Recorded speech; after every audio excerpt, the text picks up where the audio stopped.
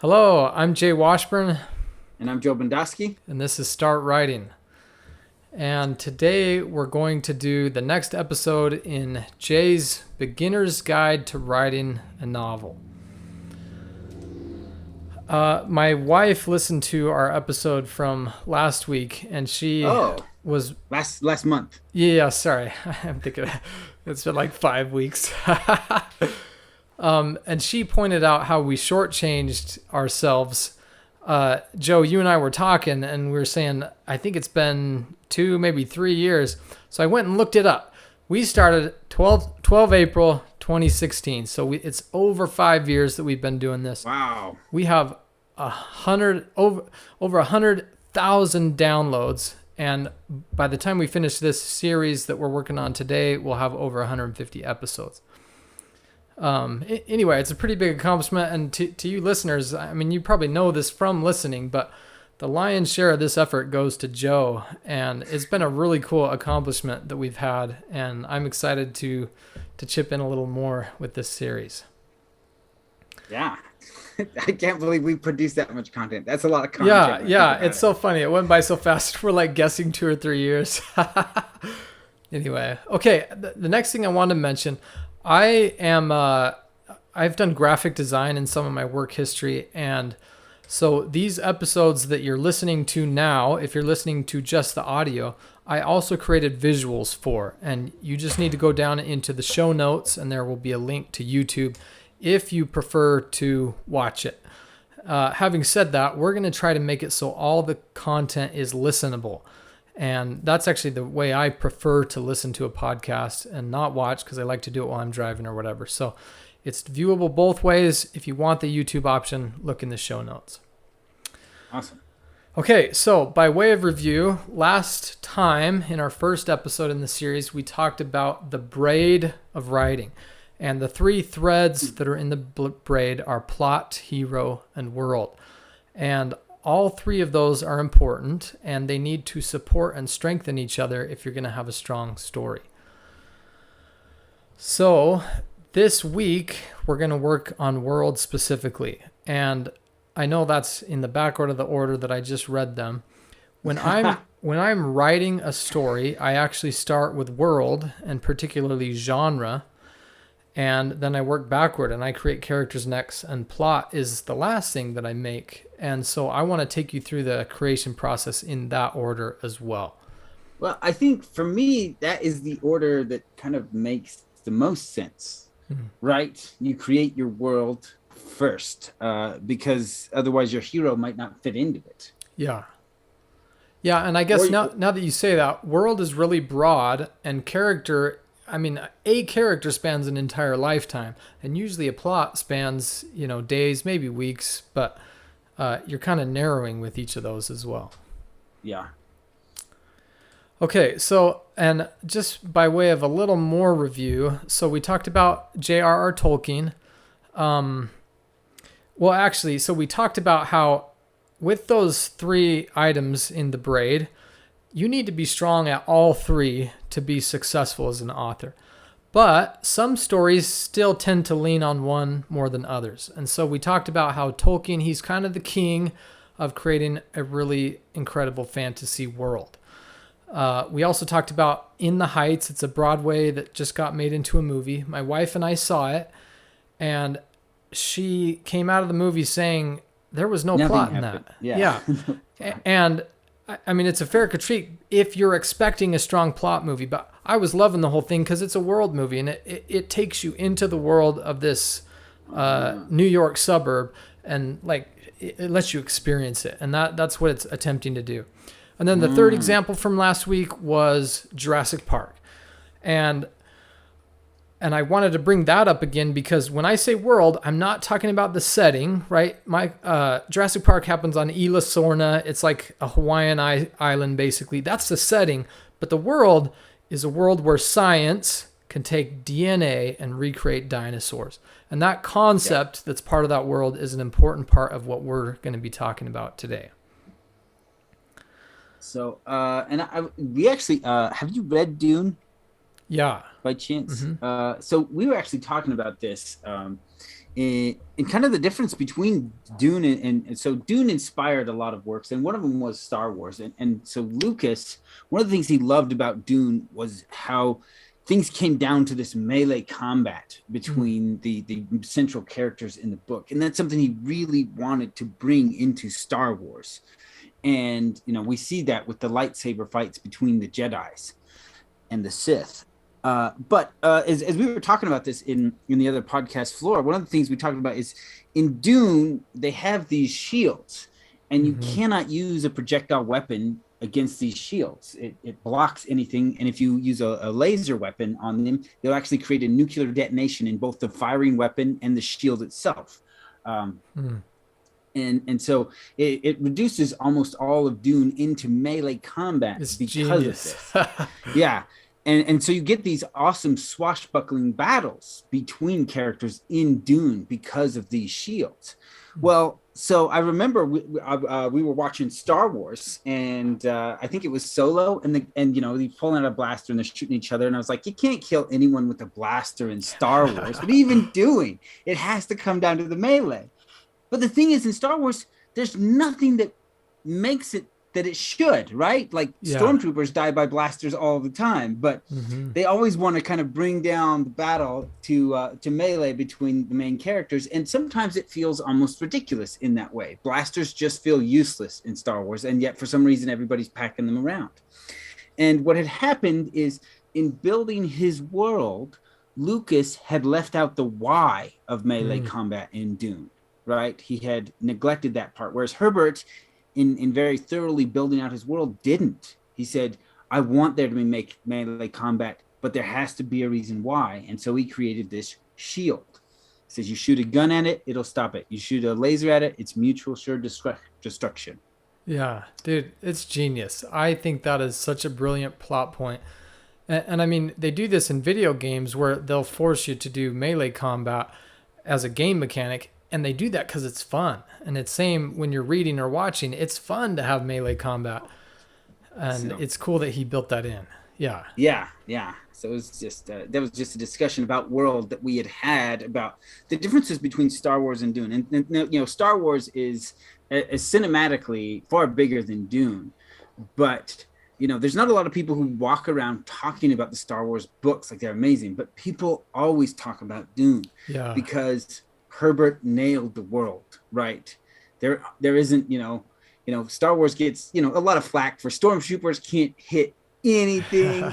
Blasters are useless. There's a lot of things we kind of mock of Star Wars. As much as it's a great show, there's still a lot of pieces in the world that kind of fall flat because they're not fully developed and fleshed out, and not all those questions. Whereas for one of the reasons so many people love the book Dune is that it doesn't. Every piece of the world has been thought through thoroughly, Man, so I have my fingers crossed that this new adaptation is going to be somewhat definitive, and we'll rave about it. I sure hope so. But I mean, part of it is the new creators have to build on the holes that Lucas left, right?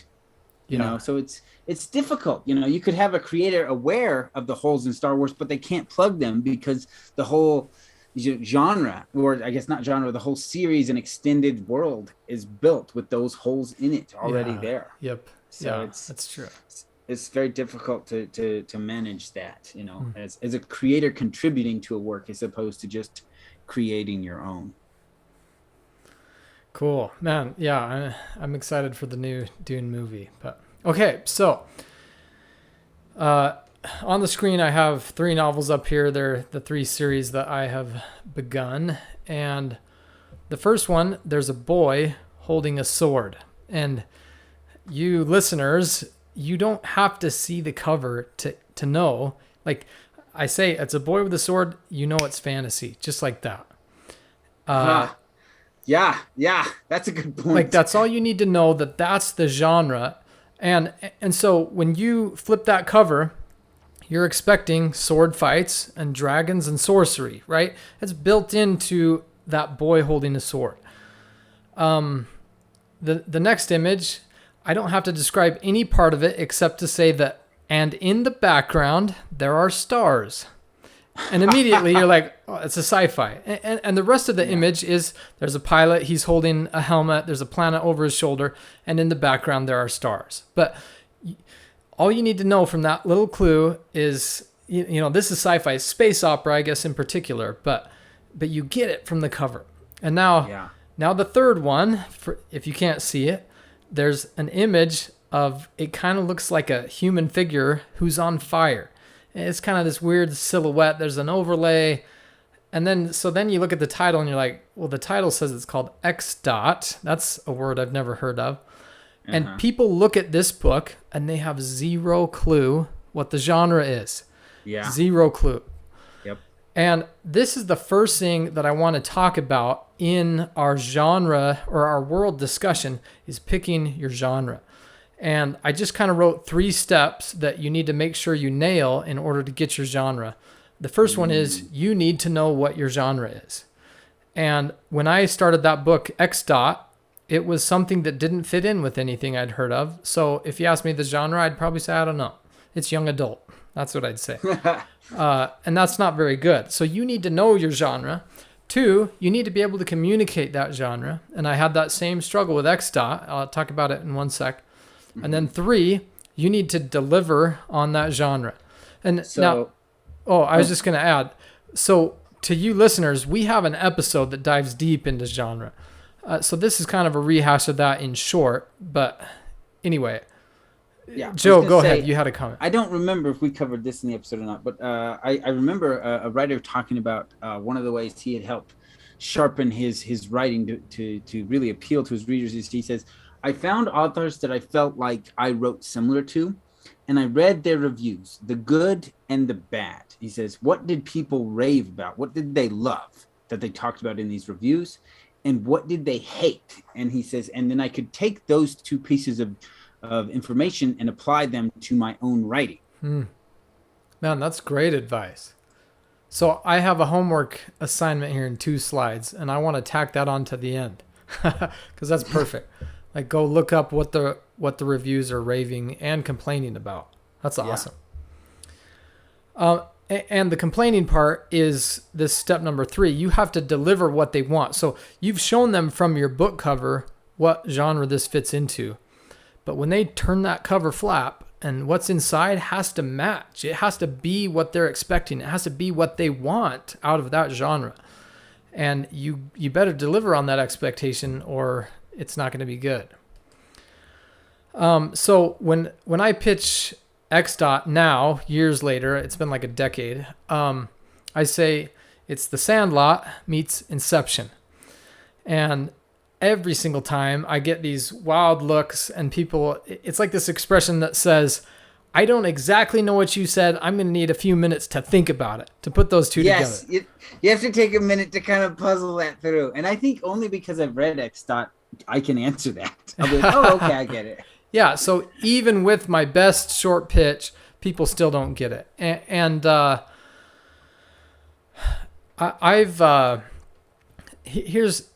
get readers who, they love fantasy, so they'll read Song of Locke, or they love sci-fi, so they read Starchild.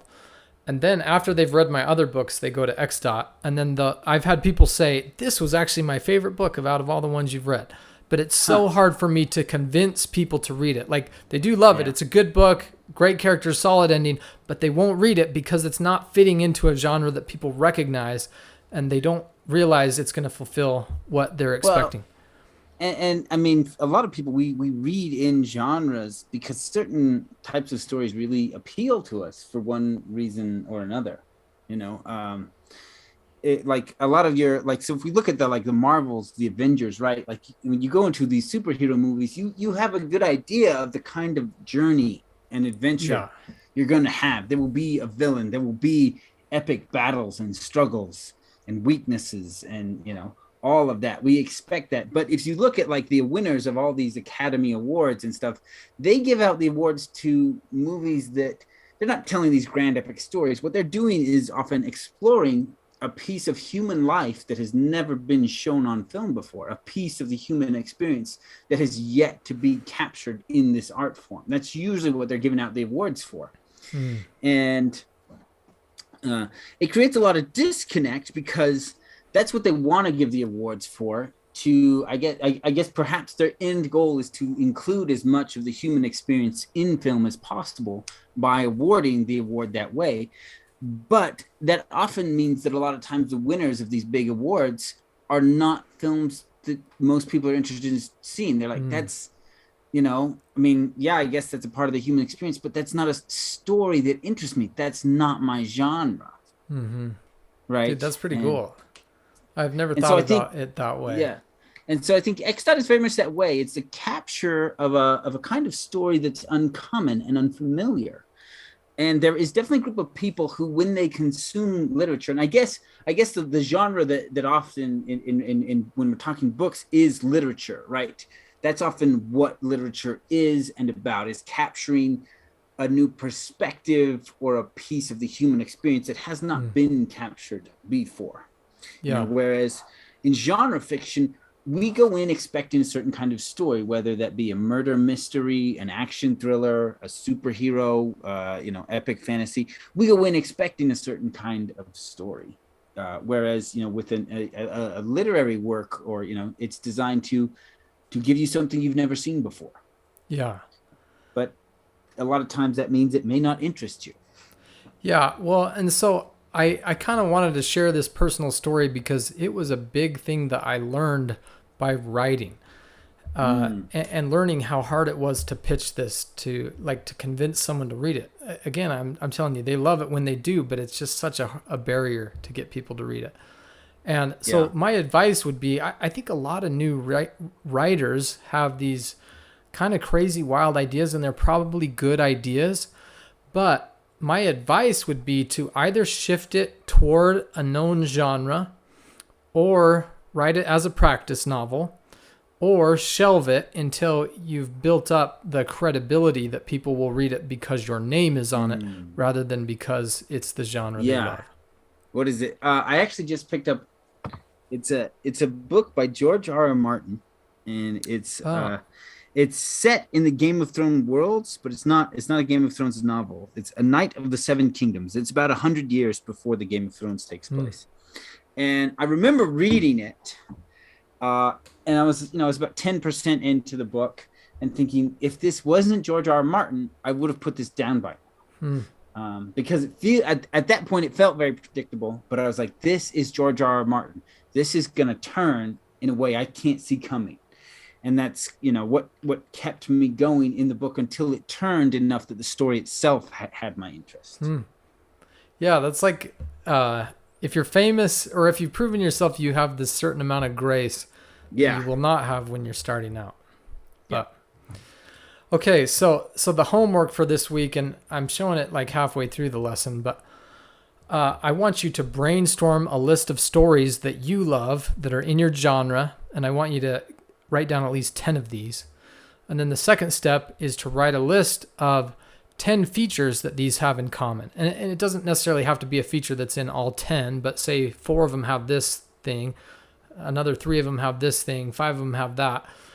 And figure out what it is that your story ought to have in it if it's going to meet the expectations of that genre. And then again, I would tag on that number 3, which is go read the reviews of those and figure out what was good and what was not.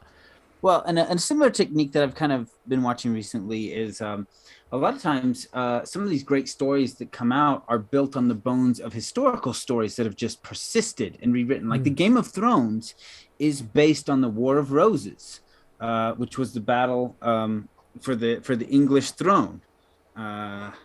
Which was I think it was 100 Years' War, and that's really where he was building the Game of Thrones on, all these different factions in English history, and just wrote it into a fantasy setting.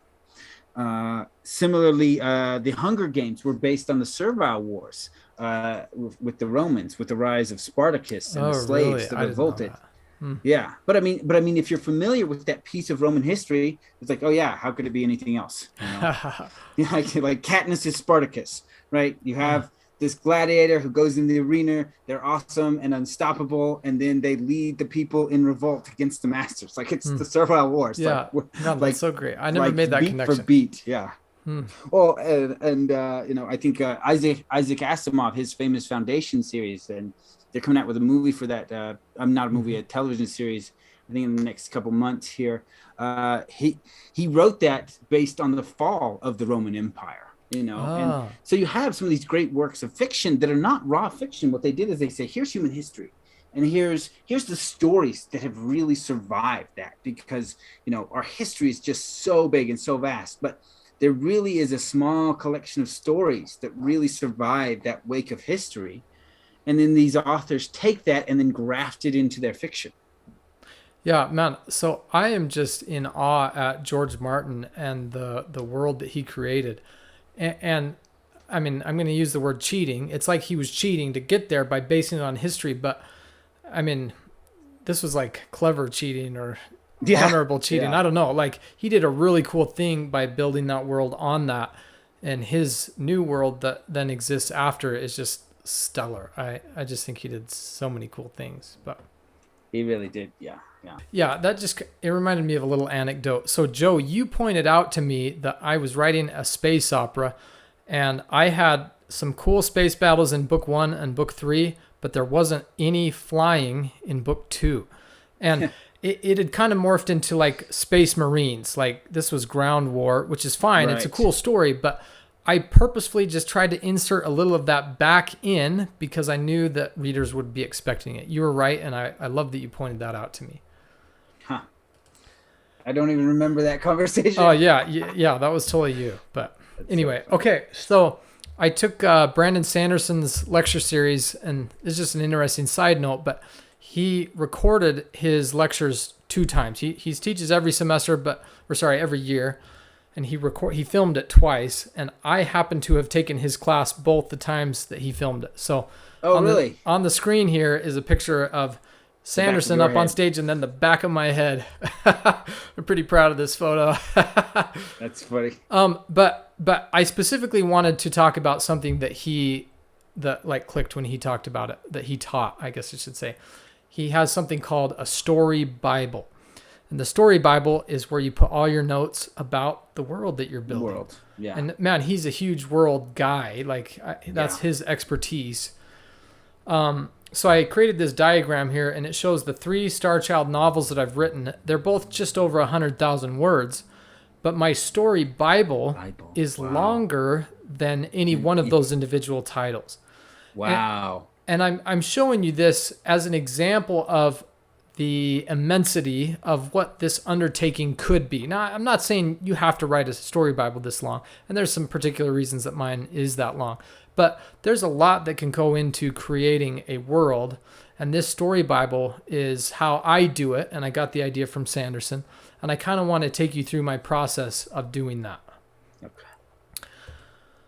So, going back to the braid, we have plot, hero, and world. Those are the main features. That's like how you organize the world. And then I'm going to take you through a whole bunch of extra ones that I just want to share because they're good to think about. And then we'll dive specifically into what I do for world. So this here is essentially the table of contents for my story Bible for Starchild. So chapter 1 is world building. And I'll dive into that in one sec. Let me go through the rest of these. Number 2 is character sketches. So that's where I'll write down a character's name, and I have a long list of questions that I like flesh out the character. Well, that'll be tomorrow, next month's lesson. Chapter 3 is a plot outline. So that's where I take more detailed notes on what I'm expecting the story to look like or to be shaped like. That changes a lot as I go, but I start by having some sort of a plot outline. Chapter 4 is themes. Chapter 5, so on the right side here, these aren't listed, but I have a revision section. And so as I'm drafting, I'll write down questions that I want to ask my beta readers.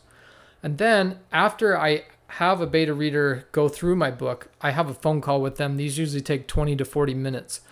And I take notes. It's like a journal entry on their feedback or their experience as they were reading my book. So that's a section that goes in the story Bible. The next chapter is publication. So I'll copy down artwork that I think is good, that could inspire the cover or whatever. And even if you're not an artist, I do a lot of my own art, but if you're not, this is a great thing to do so that you have something to show your artist and say, I kind of want this style, or maybe merge these 5 things or something like that. I'll put all the epigraphs for the entire series. I'll do the pronunciation guide. I make up a ton of words when I write, and so I'll keep track of all those. When I get ideas about marketing, so it's the Sandlot meets Inception. When I get those ideas, I throw them into the story Bible so that they're ready to go. And I just feel like letting some of these ideas stew is really helpful. So the earlier you can insert them, the better. Right. Another segment I have is audiobook instructions. And the best example I can give, I've read several books where the text of the book will have like a, what's it called? Binary, 100111100. And the narrator will read the whole thing, and it's like a page worth of numbers. And Whoa. what the author's really trying to communicate is there are a lot of numbers here. You don't actually need to know if it's 1001 or 1110.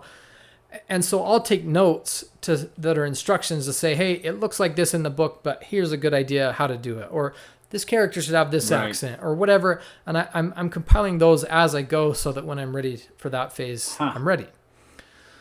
The next chapter of the Story Bible is what I'm calling DVD extras. But if I write something that I think is good, but it doesn't fit in the story, so I delete it, that goes into a deleted scenes section. I also, I guess on my deleted scenes, so I wrote the first draft of the final book in my series, the 5th book, and then I sat down and had a conversation with Jay, and we walked through the whole plot, and he gave me some notes, and those notes changed everything from chapter 8 on. So I had to throw out all of those chapters.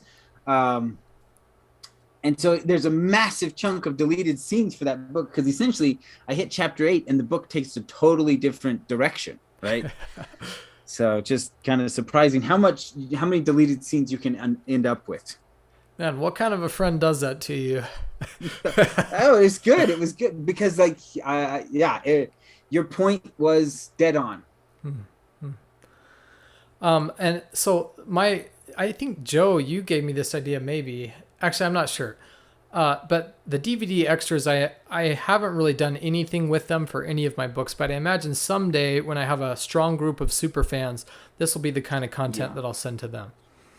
Yeah, I mean, they're great for email lists and everything, but until you have a big enough email list for it to impact your growth as an author, like I think for me and for you, like DVD extras are a great idea down the line, but I probably won't do anything because they've got to be polished up before you can release them. And right now, the bigger focus for us is just get out more books because we're trying to hit that threshold where we become full-time authors. Mm-hmm. Man, and I just have to say, I'm showing you a slide that has this very well organized. The actual document is a wreck. And I mean, it does have headings, but it just looks terrible. And the reason is it's meant to be a tool, and I don't want to spend a lot of time cleaning it up and making it look nice. Right, so, because it's not intended for reading. Yeah.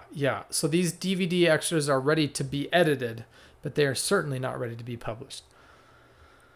Okay, then, so real quick, I have a section for sequels, and I have a timeline for the whole series. I have titles for the whole series. And of course, it's all work in progress for that kind of stuff. But titles are big. Like I think I've mentioned this on the podcast before. I'm bothered by the Chris Nolan Batmans. It's Batman Begins, so we have a character name and a verb.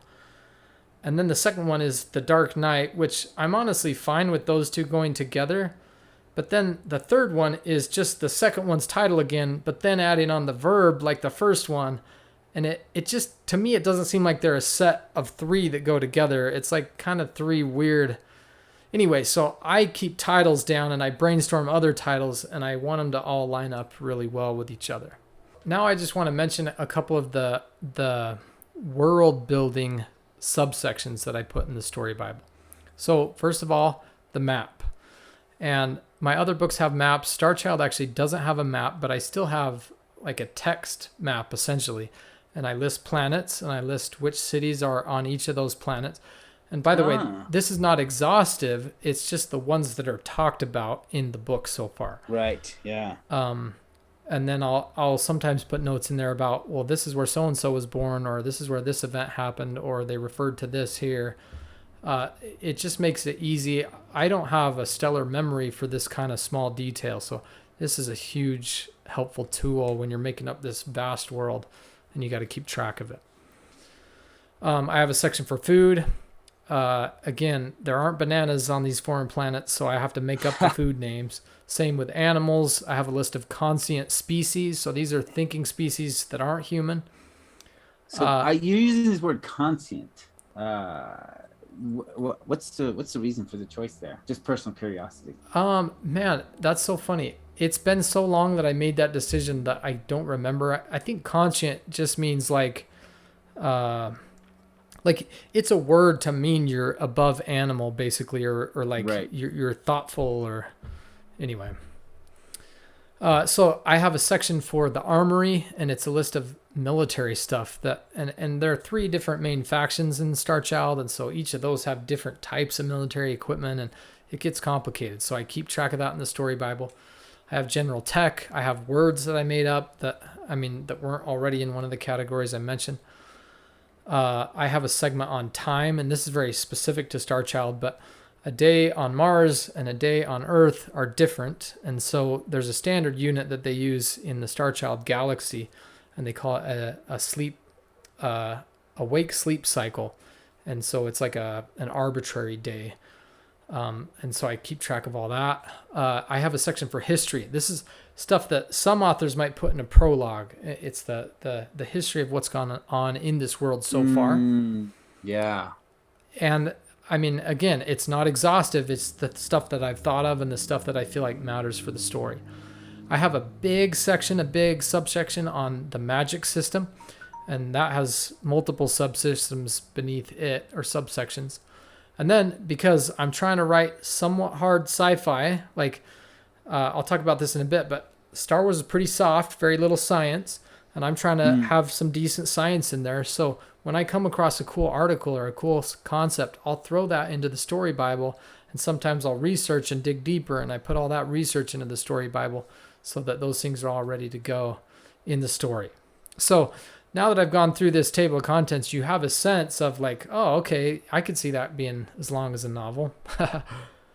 I wanted to go through a couple specific examples. So up here in the top left, so these are all from Song of Locke, but there's something called the Four Futures. And this is like a religious concept. And I honestly have very little religion in Starchild, but it seemed important in Song of Locke. And so that's a detail that belongs in one story, but not in another.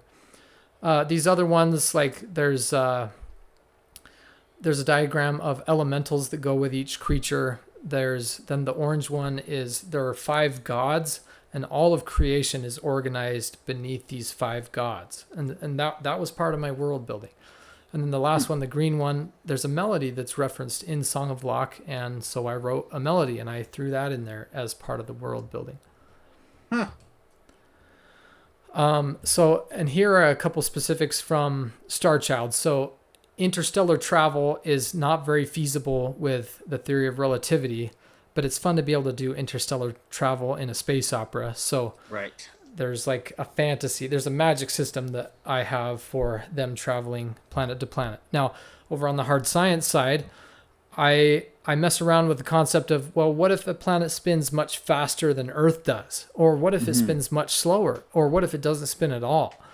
And so I do, like, this is part of the world building, figuring that out and then explaining it and presenting. And for me, I do a lot of visuals with that. That's kind of why I'm doing this. But yeah, there's so much. So the next one, it's a drawing of one of the 6-legged creatures that's in the story. And then I have a map of a battle. So these are just ideas of the types of things that you might put in a story. Now, let's say you have a fantasy story and you have a king as one of your characters. It's probably important for you to world build about economics and diplomacy, right? You got to figure that stuff out so that you know, like, you can put that in the story because the king's going to encounter it. If you do that exact same world, but your story is about a little peasant boy, you're probably not going to mess with economics. Well, I guess you could mess with economics still. Probably not diplomacy, right? And so you got to figure out what details need to be fleshed out, and then you dive into those in your story Bible. Okay, did you have a comment? No. Oh, Good. okay. It's good. So, very thorough. Yeah. I mentioned Star Wars has like zero science, and I'm trying to make Starchild more sciency. Actually, a better example is The Expanse, right? In The Yeah, Expanse, they're very flying in science. stars just like Star Wars, right? But if you accelerate too fast, you die in The Expanse. And that's never even touched upon in Star Wars. Same with Yeah, deceleration, right? Rapid deceleration is what kills you in a car wreck. And that's a subject in The Expanse because it's on the hard side. yeah, On the screen here, I have soft represented by Harry Potter and hard represented by Brandon Sanderson. Well, honestly, I have Way of Kings up here, but anything Sanderson. yeah. And I just kind of wanted to talk about the trade-off between the two because I want you as a new writer to be aware of where you stand genre-wise, but also where you stand on this spectrum of soft versus hard. So in Harry Potter, well, and again, this is particular with sci-fi and fantasy. It's not going to apply very well to if you're writing a romance or whatever other genre. So if you have a soft magic system, you're probably going to have more wonder, more awe, more mystery. But the trade-off is there's some hand waving. And honestly, I love Harry Potter, but if I were to critique it, I would say I wish that I understood why they didn't use this magic because it works so well over here. Why didn't they use it here? Yeah. And you're never going to get that answer with a soft magic system. Yeah. Uh, yeah, go And ahead.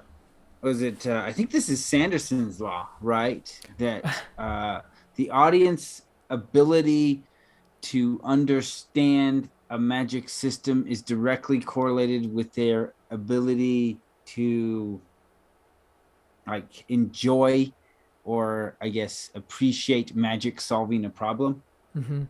Yeah, so you can only solve the problem with magic if the reader really understands the magic in depth. And with Sanderson, like you'll see that my little visual has a periodic table. Sanderson magic is like a periodic table, and you can count the elements, and you know if there's a missing piece, and you know how they fit together. It's all there, and there's nothing outside of it. You know the limitations of his Yeah. magic system because he gave you the whole thing, or at least what ought to be there, and you're filling in the last few pieces as you read. That's not the same with Harry Potter. I'm not sure on this, but I think there's only like 20 or so spells in all 7 Harry Potter books. And if she throws in a brand new one in book 7, you're not surprised because she never said, I've told you all there is to know. Yeah. And again, that's wondrous and it's fun, but you just can't solve your plot with that kind of magic, or the reader's just going to be like, well, where the crap did that come from? Yeah. It feels a little Deus Ex Machina, right? Exactly, Just, exactly. yeah. And on the other hand, with Sanderson, you can't bring in extra cool stuff because they're going to say, no, you already gave me the periodic table and there's no spot for this thing. Like you can't add to it now. So that there's like pros and cons of being on both ends of this spectrum. This is the magic system from Starchild, and like between hard and soft sci-fi, I'm trying to go more toward the hard side, but it's like in between on those two. Like it's between The Expanse and Star Wars. And the same with the magic system.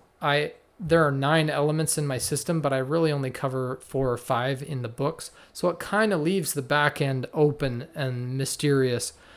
And honestly, I wasn't aiming for one end of the spectrum or other. That's just kind of where it happened. And that's actually kind of my advice to new authors. Like, write the kind of story that makes sense for you as an artist, but know what that is and know what the strengths and weaknesses are so that you don't make a Deus Ex Machina type mistake. Yeah, if you've got a soft magic system, well, then the final conflicts and the big problems can't be solved with magic, Yeah. right? Yep. Because it's soft, right? Whereas, like Sanderson, if the big battle is all magic, that's fine because we understand what it can and what it can't do, and there's nothing surprising us there in that final conflict. Man, and if I hope this is okay to say, I gave a critique of Harry Potter, which is sometimes I wish I knew why the magic wasn't doing what I want it to do. And sometimes I have the opposite critique in Sanderson. He is so detailed in his magic that I often feel like I haven't studied it enough to get the full story. And and essentially, I think it means, yeah, you can dig really deep into Sanderson, and that's a huge pro. That's a huge benefit for many, many readers. It can also be a hindrance for a reader like me who just hasn't nerded out enough to really, I really do feel like I'm missing part of the story because I haven't gotten as deep into it as I probably would have back when I was younger. But okay, so this is I have maps in the beginning of each of my books, and actually XDOT has a hand-drawn map, but this is a screenshot from Google Earth, and it's of the street I grew up on, and XDOT takes place on the street I grew up on. And I think this is significant because I told you it's the Sandlot meets Inception. The Sandlot part, like kids in a neighborhood playing, I didn't have to world build for that because it was my own childhood. And I think that was a huge benefit to not have to world build a ton. Now, having said that, the other half of XDOT is the meets Inception part. And I had to figure out a pretty complicated magic system that deals with how you're transitioning from the real world to the dream world and how those two worlds collide. And it was actually very challenging. And it was a relief to me that I wasn't also building some massive fantasy world to fit that into. It allowed me the time to go deeper into the magic system. And so the reason I'm sharing this and telling this story is because every writer, you who are listening, you have expertise.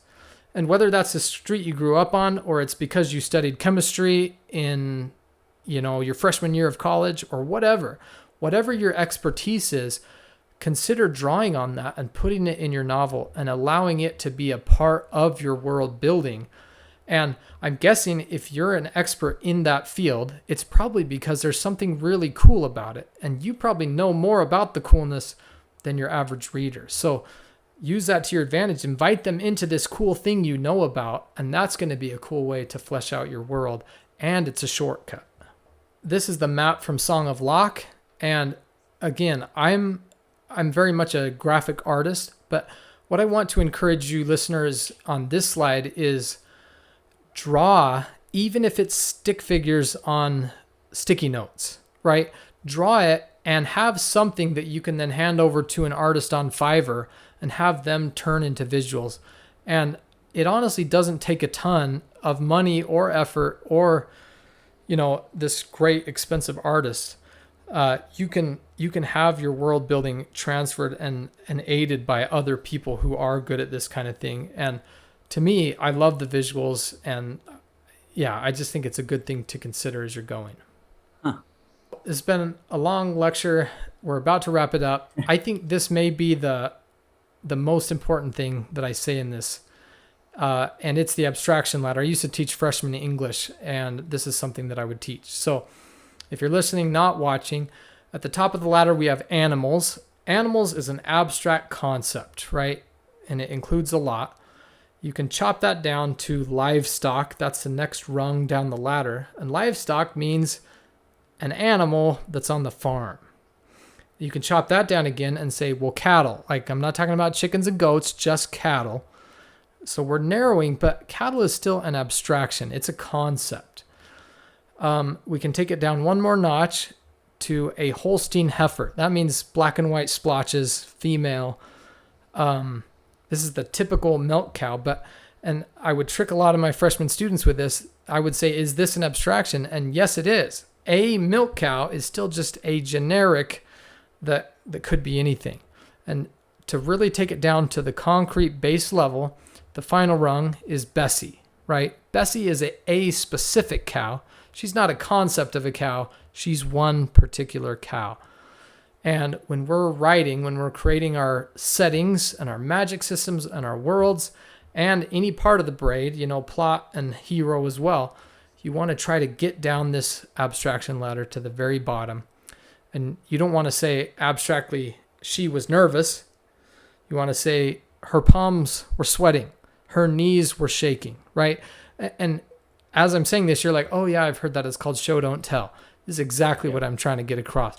When you're creating your world, in your story Bible, it's fine to tell, but in your book, you need to show the world, and you need to get down to the bottom and introduce them to Bessie, not just to the concept of Holstein heifers. Not just to the concept of Holstein heifers. Good. Okay, 2 more quick slides and then we're done. Sorry, this is a little longer than I expected. That's okay. So, it's our show. The Great Gatsby, right? I just think this is a stellar novel. If I asked you, what do you remember from The World? I think the first thing most people would raise their hand and say, the green light, right? And honestly, yeah, he nailed it with that. I'm going to read what might be your second thing is The Eyes of God. I don't know if you remember, there's this billboard. I do remember the eyes, yeah. Let me read this quote. It says, above the gray land and the spasms of bleak dust which drift endlessly over it, you perceive after a moment the eyes of Dr. T.J. Eckelberg, blue and gigantic, retinas 1 yard high. They look out of no face, but instead from a pair of enormous yellow spectacles, which pass over a non-existent nose.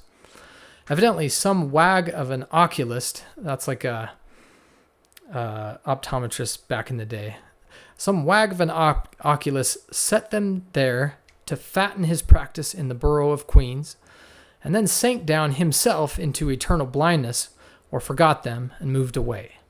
So this is Fitzgerald's description of this billboard, and you get this sense of abandonment, and then there's this weird thematic symbol of God watching us, and later he said it's like the eyes of God watching.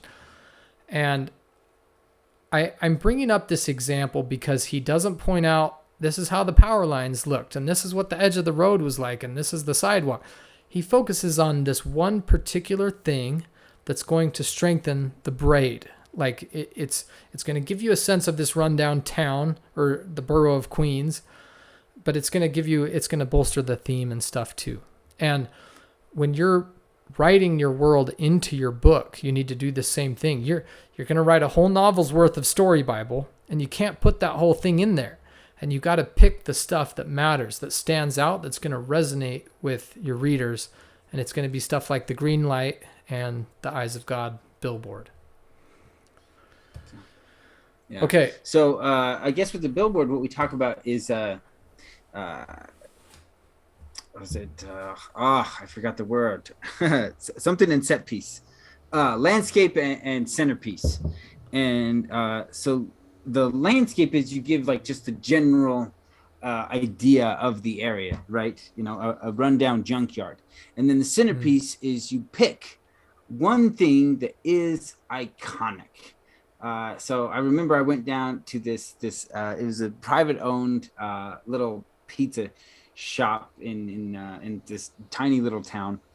And the weird thing is the pizza shop was like split with a gas station. Half of it was gas station, half of it was pizza shop.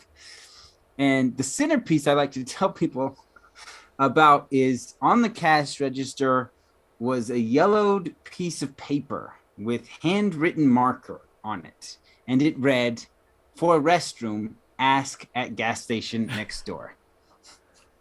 That's so great. So the landscape is it's this little family run pizza shop in this tiny little town, and then the centerpiece is this sign that you see there to kind of and the sign is supposed to let you then fill in all the other little details of that pizza shop based on the centerpiece I've given you. No, it's crazy when you give that short little description. I feel this fondness for the place and like a repulsion, like, oh, can I eat this pizza? But you brought me there with that detail. That's awesome. Okay. So the last thing for me, the key to inspiration is knowledge. And some of my coolest ideas came from very disparate sources. So I have an image up here of the Tim Ferriss show. I haven't been as avid a fan lately, but years ago, I listened to every single episode of the Tim Ferriss podcast. And he interviewed people that I never would have looked up or given time to. But they gave me these crazy ideas that ended up going into my stories. And I think making them much richer. And I noticed, because I actually shifted away from listening to podcasts over to books, which I think has its own benefits. But I did notice that loss, that I wasn't getting all these crazy ideas from different sources anymore because I wasn't going out and finding them. I just thought I'd mention Shakespeare's Macbeth. I was watching the Fassbender version, and something that Shakespeare said inspired a line in Starchild 3. A video game I really like called StarCraft inspired some of the military combat, which is not surprising since it's sci-fi. But and then I lived at a place called Alta, and I met some lifelong friends there, and so that inspired the name of Alta Squadron in Starchild 2.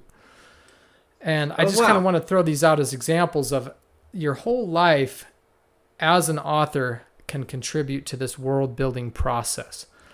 And so like be open to that. And I feel like the story Bible facilitates that, because you get these random ideas and you don't know where to put them, but you throw them in the story Bible and they're waiting for you when you come back and you're like, you know what, now I'm ready for that piece. It goes right there.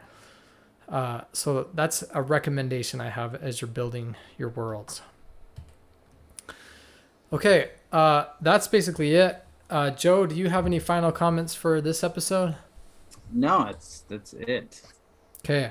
So next week we're going to look at characters. Sorry, I keep saying next week. In 5 or 10 weeks, we'll be looking at character. That will be the next episode. So I'm excited to get to it. In the meantime, refer back to your homework if you're interested in doing that. Thank you so much, everyone, for listening. It's time to start writing.